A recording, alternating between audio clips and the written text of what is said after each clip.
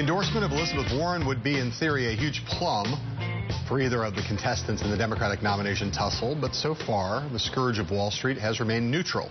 But last night, speaking at the Center for Popular Democracy's annual gala in Washington, Warren upped her anti-Trump rhetoric by embracing a message that the Clinton campaign has been pushing hard. Yesterday, we talked about Team Clinton's coordinated strategy of fanning surrogates out across the country to criticize the presumptive Republican nominee for saying in 2006 that he hoped the housing market crashed so he could make more money. Now, Warren is joining in that chorus. Donald Trump was drooling over the idea of a housing meltdown because it meant he could buy up more property on the cheap. What kind of a man does that? What kind of a man roots for people to get thrown out of their house? What kind of man roots for people to get thrown out of their jobs, to root for people to lose their pensions? I'll tell you exactly what kind of a man does that.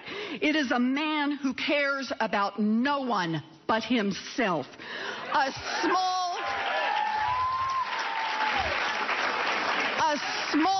insecure money grubber who doesn't care who gets hurt so long as he makes a profit off it.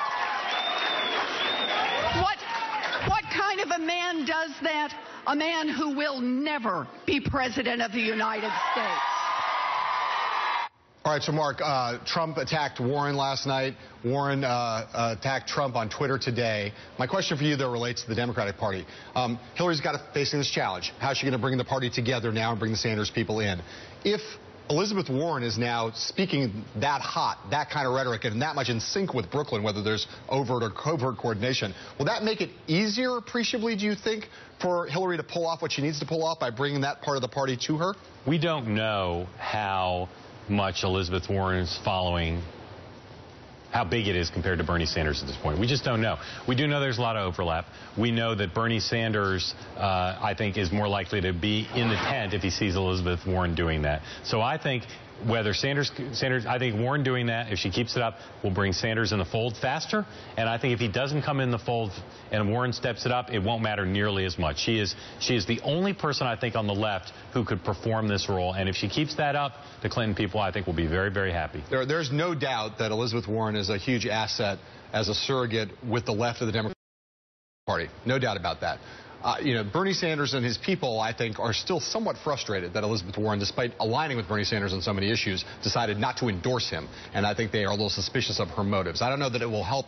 I don't know if her presence will do anything to Sanders' head, but it helps Clinton in and of itself. It helps with those voters, and it helps her to have that kind of a surrogate out there. In the end, it's still about what Bernie Sanders wants. I think that he's still more key to unity than she is. There's also a question of what he wants, which is people have talked about what he wants after the election. Right. Does he want to have a movement, whatever?